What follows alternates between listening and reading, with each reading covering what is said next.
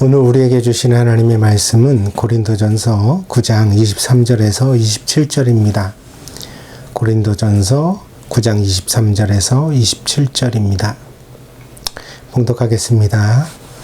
내가 복음을 위하여 모든 것을 행함은 복음에 참여하고자 함이라.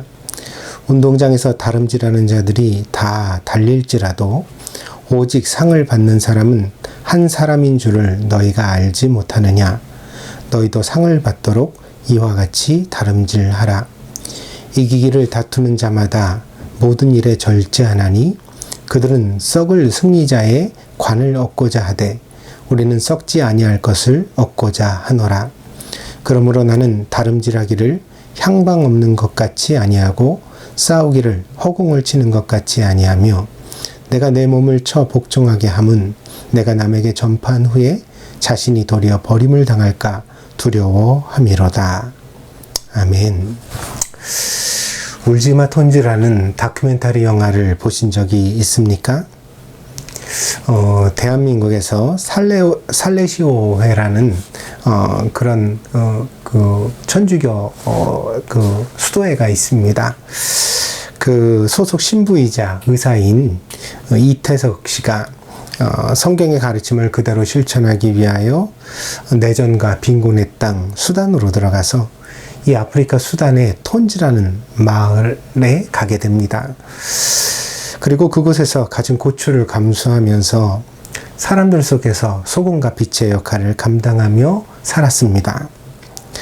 그는 이 오지의 마을에서 유일한 신부이자 또 의사이며 선생님이었습니다. 이태석 신부는 따로 근무 시간이 없었다고 합니다. 언제든지 환자가 찾아오면 그 환자들을 돌보았고 또 아이들을 가르쳤고 때때로 시간이 남으면 그 자신을 위하여 악기를 연주하거나 또는 아이들에게 악기를 연주하는 법을 가르쳤다고 합니다. 그러던 이태석 신부가 2008년 11월에 건강이 악화되어 잠시 귀국하게 됩니다. 그때 귀국해서 검진을 받아보니까 그만 대장암 사기라는 것이 밝혀졌습니다. 그래서 이때부터 투병을 하느라 다시는 수단의 톤주로 돌아갈 수가 없었습니다. 그는 혹독한 질병과 싸우다가 2010년 1월 14일에 그만 선종했습니다. 그러나 그의 뜻과 삶에 감동을 받은 사람들이 정성을 모으게 되어져서 이 수단의 마을 톤즈에는 바로 이태석 학교가 설립되었다고 합니다. 그래서 이 학교에서 금년에 40여 명의 그런 졸업생이 나왔는데 이 학교에서 졸업생이 많이 나왔는데 이 졸업생들 중에서 40여 명이 이태석 신부의 삶을 따르고자 의과대학에 진학하게 되었다고 합니다. 이제 성년이 된 아이들은 이태석 신부로부터 받은 삶의 감동을 그대로 간직하고 있었습니다. 성경의 말씀대로 한 알의 밀알이 헌신과 사랑을 위해 죽으면 얼마나 많은 열매를 맺는지 오늘 우리들에게 그대로 보여주는 소식이 아닐 수 없습니다. 복음은 사람을 얻는 일입니다. 바울은 오늘의 본문에서 복음을 위해 자신이 모든 것을 행한다고 고백하고 있습니다. 그것이 23절입니다. 그의 고백을 제대로 이해하기 위하여서 우리는 이 본문의 앞부분에 나오는 내용을 조금 더 읽어볼 필요가 있습니다. 천천히 고린도전서 9장 19절부터 23절까지를 제가 한번 읽어보겠습니다. 내가 모든 사람에게서 자유로우나 스스로 모든 사람에게 종이 된 것은 더 많은 사람을 얻고자 함이라. 유대인들에게 내가 유대인과 같이 된 것은 유대인들을 얻고자 하며 율법 아래에 있는 자들에게는 내가 율법 아래에 있지 아니하나 율법 아래에 있는 자 같이 된 것은 율법 아래에 있는 자들을 얻고자 하며 율법 없는 자에게는 내가 하나님께는 율법 없는 자가 아니요 도리어 그리스도의 율법 아래에 있는 자이나 율법 없는 자와 같이 된 것은 율법 없는 자들을 얻고자 함이라. 약한 자들에게 내가 약한 자와 같이 된 것은 약한 자들을 얻고자 함이요. 내가 여러 사람에게 여러 모습이 된 것은 아무쪼록 몇 사람이라도 구원하고자 함이니 내가 복음을 위하여 모든 것을 행함은 복음에 참여하고자 함이라. 바울이 23절에서 모든 것을 행한다고 하는 말의 의미는 그가 자유인이면서도 종, 그러니까 노예와 같이 되고, 심지어 그는 유대인을 만나면 유대인처럼, 이방인을 만나면 이방인처럼, 그리고 약한 사람을 만나면 그 약한 사람처럼 되어서 그들 모두에게 공평하게 하나님의 복음을 전하려고 노력했다는 뜻입니다. 바울은 복음으로 사람을 얻고자 했습니다. 그의 관심은 다른 것이 아니라 바로 사람 그 자체였던 것입니다. 이태석 신부가 죽은 이후에 이태석 신부의 이름을 사용하는 여러 봉사단체가 생겨났다고 합니다. 혹여 오해를 살 수 있기 때문에 그 단체들의 이름을 구체적으로 거론하지는 않겠습니다. 그러나 이태석 신부의 이름을 사용하는 여러 가지 봉사단체가 생겨났습니다. 근데 이로 인하여서 이 이태석 신부를 수단에 파송했던 살레시오회와 마찰을 빚었다고 합니다. 이런 봉사단체들은 대부분 수단의 마을 톤즈를 불쌍하게 여기고 그 마을을 뭔가 구제해야 된다. 그 마을에 우리가 돈을 보내야 된다. 그런 생각을 드러냈습니다. 그러나 살레시오회는 그렇게 생각하지 않았습니다. 이태석 신부가 그곳에 간 것은 그곳이 열악했기 때문이기도 하지만, 그러나 그가 그곳을 일방적으로 돕기 위해서가 아니라 그곳에 사람들이 살고 있기 때문에 그 사람들과 함께 살고 그리고 그들을 섬기고 그들을 사랑하기 위해서였다는 것입니다. 때문에 자꾸만 톤주의 사람들을 불쌍하게 묘사하고 그들을 빙자하여 사람들의 기부금을 모금하는 행위는 오히려 이태석 신부의 뜻을 받드는 것이 아니라고 보았던 것입니다. 이태석 신부가 2010년도에 선정했으니까 벌써 그분이 세상을 떠난 지 10년의 세월이 훌쩍 지났습니다. 톤즈를 구제해야 한다고 주장했던 많은 단체들은 거의 대부분 하나의 유행처럼 지나가 버리고 말았습니다. 그래서 지금은 대부분 존재하지 않습니다. 그러나 본래 이태석 신부처럼 삶을 함께하고 그리고 사람들을 사랑하겠다고 그렇게 뜻을 세웠던 그런 사람들이 있기 때문에 지금도 톤즈에는 제2의 이태석 신부가 여전히 사역하고 있고, 또 이태석 신부의 이름을 딴 이태석 그 신부의 학교가 유지되고 있으며, 또한 그 학교를 졸업한 아이들이 또 다른 이태석이 되기 위하여서 의과대학에 진학하는 그런 신기한 일이 생겨나고 있는 것입니다. 우리는 모두 각기 열심히 자기의 삶을 살아갑니다. 현대인의 강박증 중에 하나는 열심히 있는 인생을 살아야 한다는 것인 것 같습니다. 그러나 이것은 현대인에게만 나타나는 증세는 아닙니다. 기원전 15세기인가 20세기 경에 그 파피루스를 갖다가 발견해가지고 그 파피루스의 내용을 이제 번역한 적이 있습니다. 그랬더니 그 파피루스에 뭐라고 쓰여져 있느냐면, 요즘 아이들은 너무 버릇이 없고 나는 너무 정신없이 바빠서 살기가 힘들다. 그렇게 적혀 있었다는 것입니다. 마치 요즘 있는 그 글의 내용과 별로 다르지 않지요? 그러니까 사람이 각자의 인생에서 낮과 밤으로 골몰하고 열심히 살아간다는 것은 오늘에만 해당하는 이야기가 아니라 아주 고대로부터 사람들은 늘 그렇게 살아왔던 셈입니다. 문제는 그 인생이 각각 다른 열매를 맺는다는 것입니다. 직장이 전부인 사람도 있고, 또 아이를 키우는데 올인하는 사람도 있습니다.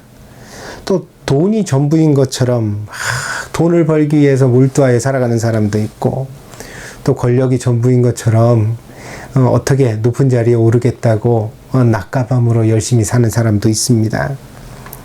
자기 몸이 편한 것을 최고의 행복으로 여기는 사람도 있고, 또 사람들의 인기를 얻는 것을 최고의 행복으로 여기는 사람도 있습니다. 삶의 방식은 각자의 선택입니다. 그리고 그 결과로 주어지는 삶의 열매 역시 우리 각자가 스스로 감당해야만 하는 것입니다. 오늘 본문에서 우리가 대하는 사도 바울은 복음을 삶의 중심에 두었습니다. 그는 복음을 전하기 위해 자기 인생의 많은 것들을 포기하거나 또한 조정했습니다. 그가 이런 선택을 했던 이유가 오늘 본문에 그대로 드러나 있습니다. 그것은 사도 바울이 하나님께 상을 받기를 바라는 마음을 가졌기 때문입니다. 오늘 본문 24절, 25절입니다. 운동장에서 다름질하는 자들이 다 달릴지라도 오직 상을 받는 사람은 한 사람인 줄을 너희가 알지 못하느냐. 너희도 상을 받도록 이와 같이 다름질하라. 이기기를 다투는 자마다 모든 일에 절제하나니 그들은 썩을 승리자의 관을 얻고자 하되 우리는 썩지 아니할 것을 얻고자 하노라. 누구에게나 인생의 끝이 있습니다. 그리고 그 끝에서 누구도 예외 없이 우리는 우리에게 생명을 주시고 인생을 맡기셨던 창조주 하나님 앞에 서야만 합니다. 그 하나님 앞에서 우리는 우리가 살았던 인생을 평가받게 될 것입니다. 하나님께 인생을 인정받는 사람은 상을 얻게 될 것이고, 하나님께 인정을 받을 만한 인생을 살지 못한 사람은 책망을 받게 될 것입니다. 그리고 그보다 더 인생을 망치고 엉망으로 살았던 사람들은 책망을 넘어 하나님의 심판을 받게 될 것입니다. 때문에 우리는 우리 인생을 조심스럽게 살아가야만 합니다. 이렇게 조심하는 태도를 성경은 절제라고 말합니다. 절제는 단순히 욕망을 금지한다는 뜻이 아닙니다. 본문에서 이 절제라는 말의 본래의 뜻은 오히려 컨트롤한다. 그러니까 적당하게 한다는 뜻입니다. 누구나 처음에는 자기 인생을 아름답고 가치 있게 살아보려는 의지가 있습니다. 하지만 험한 세상을 살다 보니까 수없이 많은 실패와 좌절을 겪게 되잖아요. 그 인생이 마음대로 되지 않는다는 것을 배우게 되지요. 그러다 보니까 어느 순간인가 우리가 스스로 자기 인생을 정말 단정하게 살아보려고 했던 그런 마음에 절제하는 마음을 잃어버리게 되는 것 같습니다. 어느 순간인가 긴장감을 놓아버리고 물에 흘러가듯 살아가는 사람들이 많습니다. 그래서 절제는 사라지고 우리의 본능과 욕망이 삶의 대부분을 채우는 그런 삶이 되어버리고 맙니다. 그 잃어버린 절제를 다시 찾아서 우리가 인생에 대한 바른 마음가짐과 올바른 목표를 가지는 것이 필요하다는 것입니다. 이렇게 우리가 삶의 자세를 새롭게 하는 것을 자기 조율이라고 할 수 있습니다. 조율이라는 말의 의미는 악기의 음을 본래의 음으로 맞춘다는 뜻입니다. 그 본래의 음을 가지지 못하면 화음이 깨어지고 그리고 악기는 아름다운 음악을 연주하지 못하게 됩니다. 때문에 악기를 다루는 사람에게 있어 이 조율이라는 것은 선택이 아니라 필수적인 것입니다. 조율하지 않은 악기를 누가 쓰겠습니까? 그래서 오케스트라도 연주하기 전에 반드시 그 악기를 조율하는 시간을 가지게 되어지고요. 또 가수들도 뭔가 공연을 하기 전에 반드시 조율하는 모습을 우리가 흔히 볼 수 있습니다. 그러니까 이 조율이라는 기본이 없이는 음악이 있을 수 없는 것입니다. 인생도 마찬가지입니다. 절제가 사라지면 그러니까 우리가 본래 가졌던 본연의 마음, 우리가 인생을 정말 잘 살아보려고 했던 그 본연의 마음을 가지지 못하면 인생은 조화를 만들어내지 못하게 되는 것입니다. 그래서 요즘 젊은 사람들 사이에서 워라밸이라는 말이 흔히 들립니다. 이 워라밸이라는 말은요, Work and Life Balance라는 말입니다. 그래서 일과 삶의 밸런스를 잡는다는 뜻이죠. 행복한 삶을, 인생을 살기 위해서는 일만 죽도록 해서는 안 된다는 깨우침이 젊은 사람들 사이에 생겨나면서 젊은이들에게는 행복한 삶을 살아가는 인생의 소신으로 자리 잡고 있습니다. 참 유용하고 지혜로운 말이라고 생각합니다. 그렇죠. 일과 삶은 그 밸런스를 잡아야만 합니다.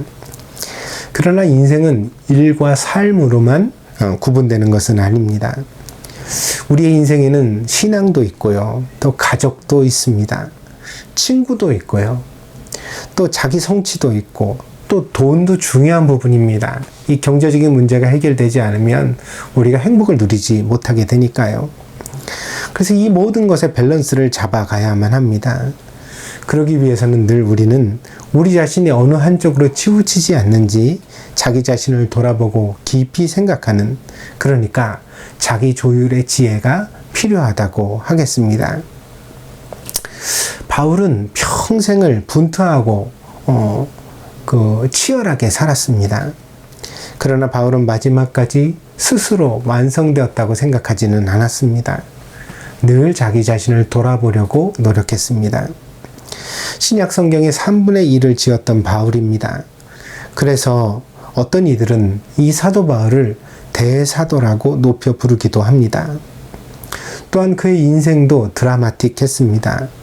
그는 아시아의 교회들을 개척하고 이후로 유럽의 교회들을 개척했으며, 그리고 마지막에는 로마에 선교하기를 원했습니다. 그러다가 마침내 그 자신의 투옥과 순교를 통해 로마 선교의 불씨가 되었습니다. 그의 헌신과 성취 위에 지난 2000년의 교회가 세워졌다고 해도 과언은 아닐 것입니다. 그러나 바울은 그 치열한 삶 가운데서 한 번도 스스로 자기 자신이 주인공이라고, 이 모든 것을 자기의 힘으로 이루었다고 자랑한 적이 없습니다. 그는 늘 삶의 초점을 한 군데 맞추고 살아갔던 사람이었습니다. 그가 바랬던 그 표대, 그것이 바로 오늘 본문에 그대로 드러나 있습니다. 그는 하나님께 인정받는 인생, 그러니까 하나님께 상을 얻는 사람이 되기를 간절히 원하는 그런 인생을 살았던 것입니다. 오늘 본문에는 사도 바울이 어떻게 자기를 점검하며 살았는지를 엿볼 수 있는 단서들이 나타나고 있습니다. 첫째로 바울은 향방 없는 인생을 경계했습니다. 오늘 26절입니다. 향방은 거꾸로 하면 방향이 됩니다. 같은 뜻입니다. 그러니까 그는 방향이 없는 인생, 다시 말해서 목표가 없는 사람이 되기를 경계했다는 것입니다. 바울은 빌립보 교인에게 보낸 편지에서 이 자기 자신이 가졌던 인생과 사역의 방향을 바로 표대라고 그렇게 표현한 적이 있습니다. 빌립보서 3장 13절 14절입니다. 형제들아, 나는 아직 내가 잡은 줄로 여기지 아니하고 오직 한 일, 즉 뒤에 있는 것은 잊어버리고 앞에 있는 것을 잡으려고 표대를 향하여 그리스도 예수 안에서 하나님이 위에서 부르신 부르심의 상을 위하여 달려가노라. 그러니까 하나님께 상 받는 사람이 되겠다는 그 목표, 그것을 위하여서 지나온 과거는 철저하게 잊어버렸다는 것입니다. 그리고 오직 앞을 향하여 달려가는 인생을 살기를 열심내었다는 것입니다. 궁극적으로 바울의 마지막 목표는 하나님께 인정받는 인생이었습니다. 그러나 그것을 위해 그는 복음에 헌신했고 아시아의 교회를 개척했으며 나아가 유럽에 그리고 로마에 선교하는 인생을 살았습니다. 그는 죽음의 순간까지 보고 싶은 사람들이 있었고 하고 싶은 일이 있었으며 또한 말하고 싶은 복음이 있었던 그런 사람이었습니다. 가만히 생각해 보십시오. 여러분의 삶에 만약 목표가 없다면 그것은 여러분이 여러분 자신이 누구인지를 잃어버렸다는 뜻일지도 모릅니다. 내가 누구이고 내가 무엇을 원하고 내가 어떻게 살고 싶은지가 분명하게 있다면 여러분 분명 하고 싶은 일이 생길 것이며 이루고 싶은 목표가 보일 것입니다. 사람마다 목표는 개인적이어야 합니다. 모든 사람들이 사도 바울과 같은 목표를 지녀야 한다는 뜻은 아닙니다. 사도 바울과 같은 목표를 가질 수도 있고 아닐 수도 있습니다. 자신에게 맞지 않는 꿈은 오히려 패배감과 열등감의 원인이 될 수도 있습니다. 그래서 사람마다 자기다운 목표가 필요하고 그런 목표는 모든 사람마다 고유한 것이라고 생각합니다. 그래서 여러분의 삶의 방향을 묻고 싶습니다. 여러분의 삶의 방향이 무엇입니까? 여러분의 삶의 목표를 설정해 보십시오. 그 목표를 위해 달려가는 인생을 계획하십시오. 그리고 성취할 때는 자기를 칭찬하고 퇴보할 때는 자기를 책망하는 사람이 되십시오. 그렇게 살아가면 여러분의 삶에 반드시 보람을 거둘 수 있을 것입니다. 근데 이제 이런 목표를 잃어버리게 되면 목표가 없으니까 성취도 모르거든요. 그리고 퇴보를 해도 또한 그것도 모르게 되어져요. 그래서 칭찬도 없고 책망도 없는 밋밋한 삶을 살아가다 보니까 삶이 그러니까 지루해지고 그리고 뭔가 좀 낭비되는 그런 인생을 살게 되는 것 같습니다. 그래서 우리가 항상 인생의 방향을 스스로 점검해 볼 필요가 있다 생각합니다. 두 번째로 사도 바울은 허공을 치는 것을 경계했습니다. 역시 오늘 본문의 26절입니다. 26절에서 싸움은 전투를 의미합니다. 우리가 잘 알고 있듯이 전투에서 가장 위험한 순간은 공격이 실패하는 순간입니다. 유능한 상대는 허공을 치는 순간을 결코 놓치지 않을 것입니다. 그래서 우리가 항상 그 헛수고하는 순간을 조심해야만 합니다. 사도 바울은 골로새 교회에 보낸 편지에서 다음과 같이 말했습니다. 골로새서 2장 6절에서 8절입니다. 그러므로 너희가 그리스도 예수를 주로 받았으니 그 안에서 행하되 그 안에 뿌리를 박으며 세움을 받아 교훈을 받은 대로 믿음에 굳게 서서 감사함을 넘치게 하라. 누가 철학과 헛된 속임수로 너희를 사로잡을까 주의하라. 이것은 사람의 전통과 세상의 초등학문을 따름이요 그리스도를 따름이 아니니라. 바울의 이 골로새 교인들을 향한 교훈은 그의 경험에서 나온 것입니다. 그가 선교의 현장에서 자기 자신의 언변과 지혜를 의지할 때는 별로 결과가 좋지 못했기 때문입니다. 사도 바울은 학문이 많았습니다.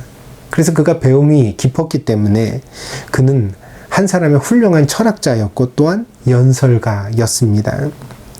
그러나 그것으로는 절대로 복음의 역사가 나타나지 않았습니다. 바울은 세속적인 것에 대하여서 헛된 속임수를 하고 골로새 교인들에게 설교합니다. 그는 이것을 간파하게 되었습니다. 모르면서 아는 척, 없으면서 있는 척, 자기는 사실 믿지 않으면서 믿는 척, 행하지 않으면서 행하는 척, 이런 외식을 우리가 행하게 될 때 이런 외식은 사역자를 잡아먹습니다. 바울은 솔직함이 가장 유능한 길이라는 사실을 배웠습니다. 때문에 그는 사역의 현장에서 자신의 연약함을 드러내는 것을 부끄러워하거나 두려워하지 않았습니다. 오히려 사도 바울은 그렇게 말했죠. 내가 약할 때 꼭 강함이라. 내가 약함을 드러내면 드러낼수록 오히려 하나님께서 은혜로 더 역사하시는 것을 내가 깨닫게 되었다. 그렇게 말합니다.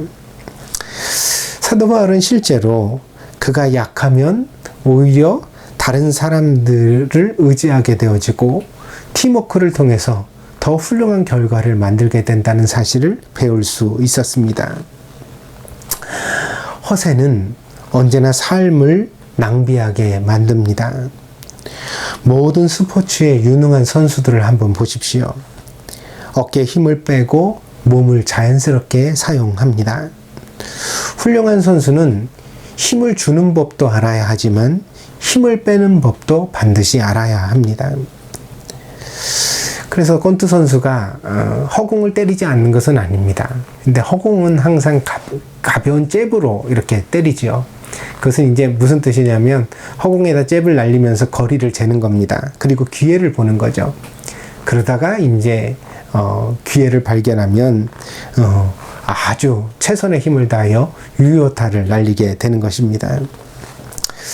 근데 사람이 허세를 부리면 허공에다 힘을 쏟습니다.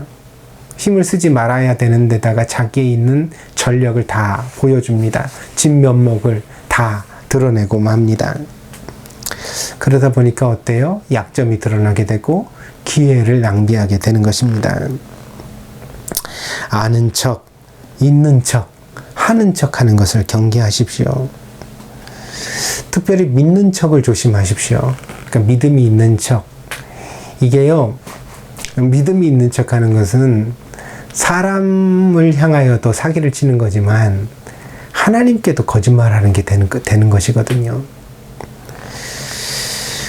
그래서 이게 진짜 안 좋습니다.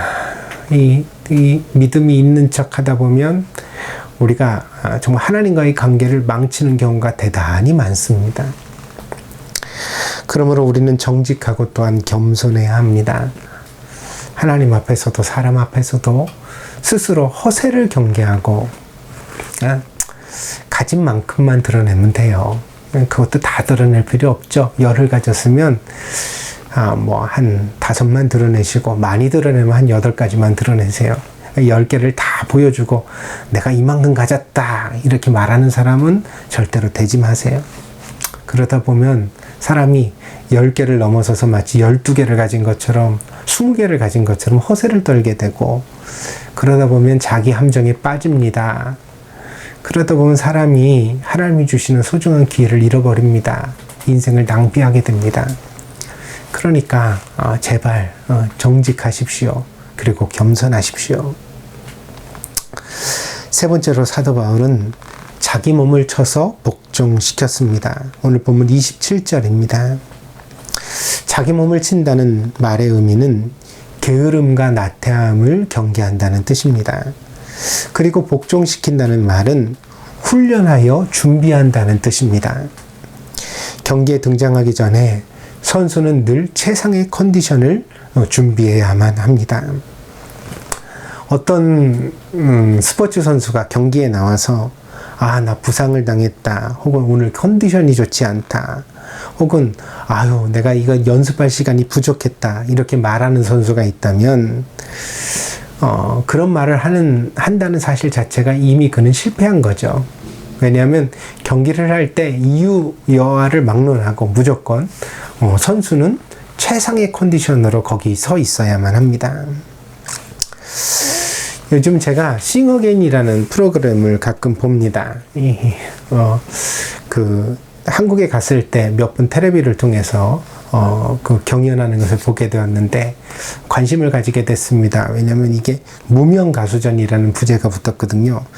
그래서 이 프로그램의 의도가 이미 가수지만 무명인 사람들 중에서 옥석을 발굴해보자 이런 의도를 가진 프로그램이었습니다. 그래가지고 여기서 이제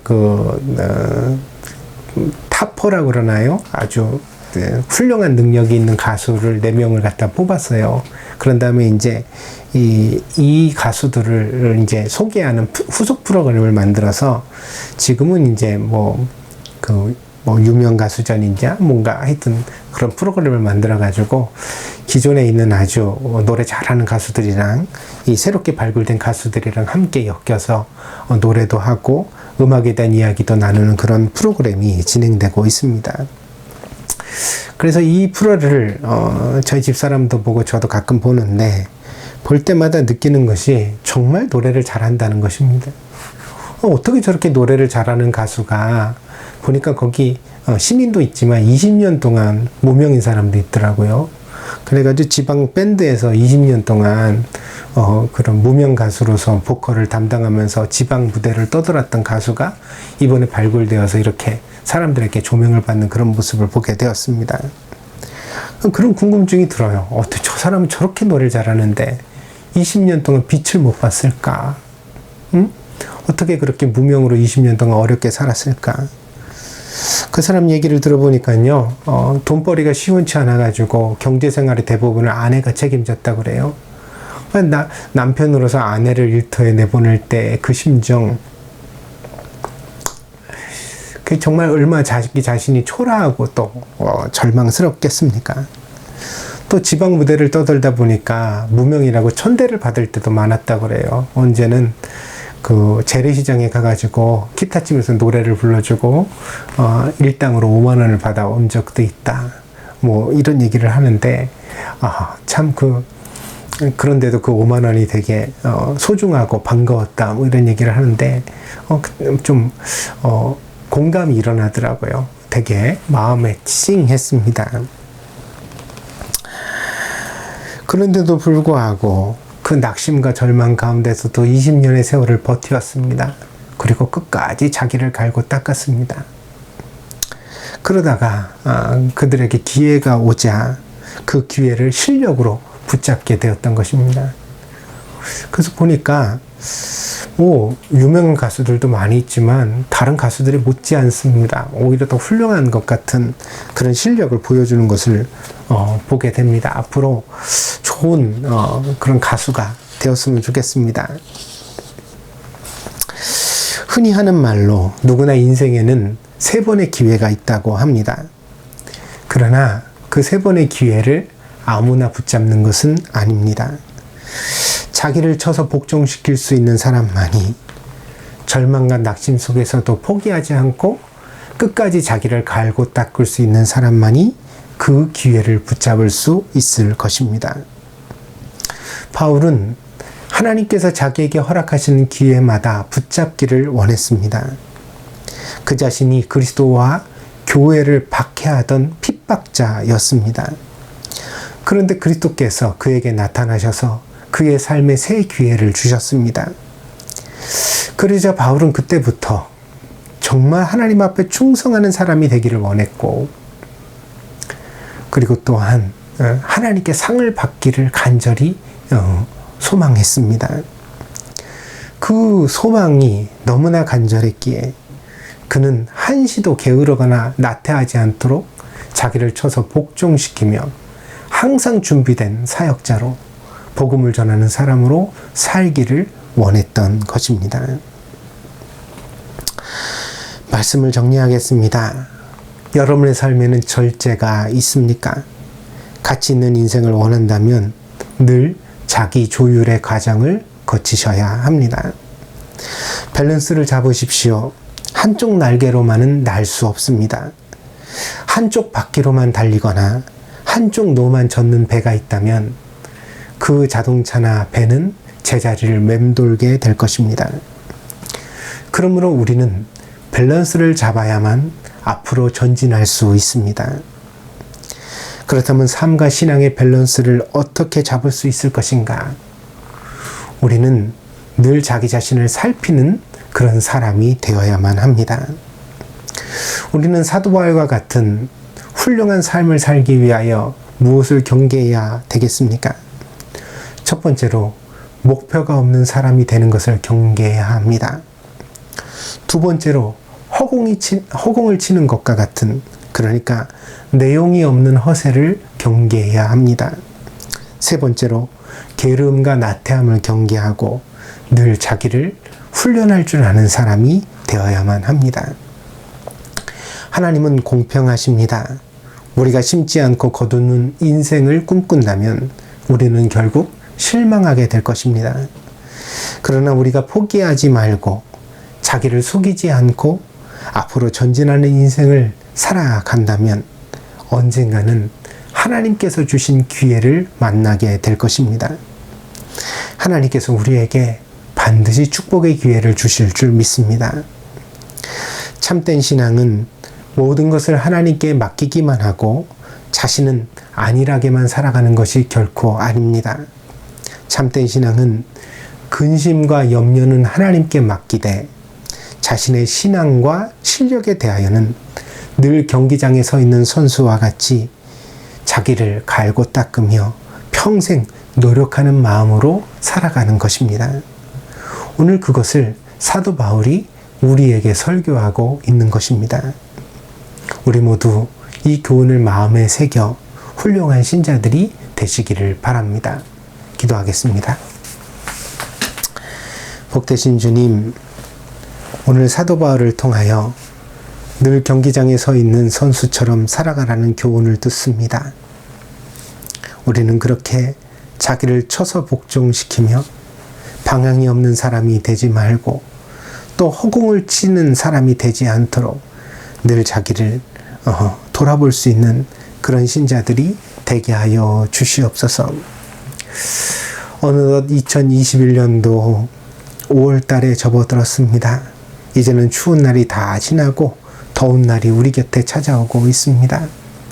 하나님, 또 이렇게 몇 달을 지나면 1년이 갑니다. 그렇게 한 살을 먹고 한 살이 지나면 또 10년이 지나갑니다. 하나님, 우리의 인생이 그렇게 덧없이 지나갈까 두렵습니다. 우리가 세상에 태어난 목적이 있을 터인데, 하나님께서 우리들에게 바라시는 사명이 있을 터인데, 그것을 우리가 찾지 못하고 헛되이 인생을 낭비하다가 세상을 떠나는 사람이 될까 두렵습니다. 우리 동경드림교회 사랑하는 성도들은 하나님의 말씀 안에서 인생의 목표를 찾게 하여 주옵소서. 그 표대를 향하여 날마다 달려가는 인생이 되게 하여 주시옵소서. 그래서 마침내 하나님 앞에 섰을 때 잘했다 충성된 종아, 내가 참 가치 있는 인생을 살았구나, 인정받는, 칭찬받는 그런 신자들이 다 될 수 있도록 인도하여 주시옵소서. 하나님께서 함께 하시기를 간절히 원하오며 모든 말씀 예수 그리스도의 이름으로 기도하였습니다. 아멘.